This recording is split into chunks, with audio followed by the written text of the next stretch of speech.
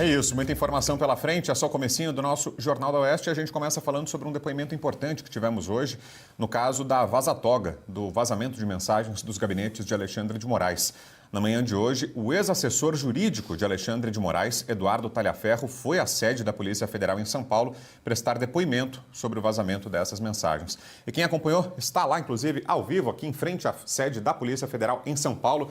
É a repórter Tawane Catan, ela traz para a gente as últimas informações. Já terminou esse depoimento, afinal de contas, Tawane? Já se sabe o teor, o que disse Eduardo Talhaferro? Que informações você tem? Boa tarde, bem-vinda.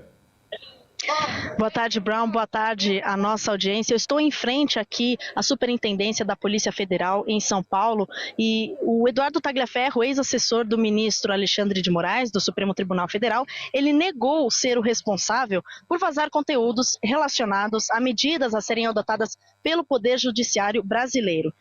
O assessor de Moraes também rechaçou a hipótese de que ele teria eventualmente cobrado algum valor para não vazar as mensagens. Ele não foi o único, Brown, a depor nesta quinta-feira, 22 de agosto, às 11 da manhã. A PF também prestaram depoimentos, o seu ex-cunhado e a ex-mulher dele. Só que os depoimentos de ambos se estenderam até às 15 horas, já o depoimento do Eduardo Talhaferro foi até às 14 horas desta quinta-feira.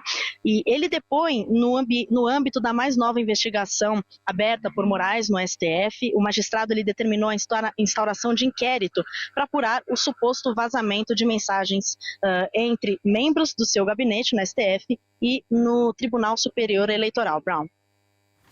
Pois é, a gente segue de olho, então, acompanhando. Obrigado, Tawane, pelas suas informações. Boa tarde para você. Valeu. Tendo novidades, é só chamar. Boa tarde. Valeu, boa tarde. Deixa eu acionar aqui pela primeira vez o nosso Bruno Musa, que está chegando para comentar também esse destaque. Tudo bem, Musa? Bem, boa tarde. Brão? Beleza. Boa tarde, prazer estar aqui de novo. Prazer é nosso.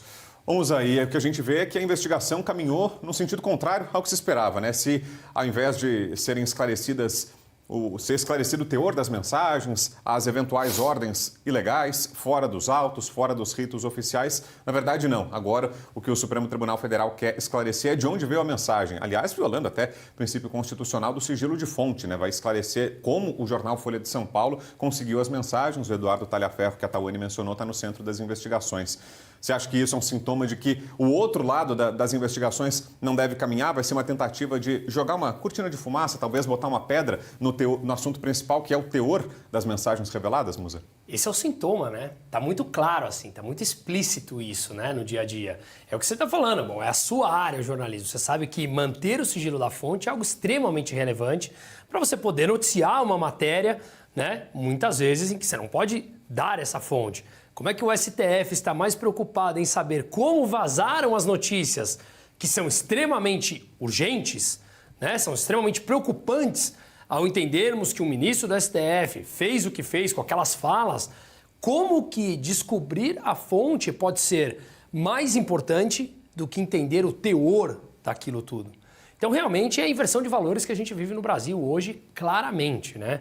Fica muito explícito que nós estamos na mão de um sistema e esse sistema distorce tudo ao seu bel prazer, ao seu próprio favor. E nós, simplesmente, o que temos a fazer, na minha opinião, é isso. Nos unirmos, pleitearmos, entender o que está acontecendo escancarado em nossas caras, porque, obviamente, o STF está muito mais preocupado em deixar a sua imagem limpa do que efetivamente aceitar que cometeu um grave erro aí, né? Pois é, acaba tendo, imagino também, né, Musa, um impacto futuro, né, um efeito, digamos, pedagógico, no pior sentido que isso possa ter, porque, de certa forma, imagino que isso intimida outros veículos de comunicação que se atrevam a se debruçar sobre assuntos como esses que foram alvos da série de reportagens da Folha, né? Então, outros jornalistas que tenham algum tipo de revelação em mãos, ou mesmo pessoas comuns que procuram jornalistas, porque isso acontece muito, né? Pessoas que têm informações e aí não têm o alcance devido para divulgá-las e procuram um jornalista em quem elas confiem, com a promessa de que o nome dela vai ficar no sigilo e entregam uma determinada informação. Pode ter sido o que aconteceu nesse caso, mas também tem a possibilidade de que o celular, no momento da prisão lá de um dos ex-assessores, tenha vazado, e aí de dentro da Polícia Paulista que tenha sido vazadas as mensagens. Não interessa, mas isso intimida outros veículos e até outras pessoas que pensem em vir a público para fazer qualquer tipo de denúncia, né, Musa? Isso já está acontecendo, né? Eu não sei se você lembra, uns meses atrás a Datafolha fez uma matéria, uma pesquisa, se não me engano, corrija aqui um pouquinho para cima ou para baixo, algo como 75%, 76% dos brasileiros já diziam ter medo de expressar a sua própria vontade em redes sociais, ou a sua própria opinião em redes sociais. Isso é, sim, uma, entre aspas, vitória, mesmo que momentânea, do medo implantado pelo Superior Tribunal Federal aqui no Brasil. As pessoas hoje têm medo de se posicionar pelo simples fato de ser oposição a uma determinada opinião. Ou seja, no Brasil você não pode mais ter opinião se ela for contrária à opinião vigente do status quo atual. Então isso é extremamente complexo, porque é o que eu sempre falo, coragem para mim estimula a coragem. E nós estamos num momento extremamente importante, é como se fosse uma bifurcação aqui, um ponto de inflexão extremamente relevante na nossa história, que talvez mais um pouquinho, se nós deixarmos que eles passem, e eles vão tentar passar, obviamente, porque eles não querem morrer no meio do caminho. Se eles passarem um determinado ponto, é difícil voltar com um certo grau de autoritarismo que o Brasil está encaminhando.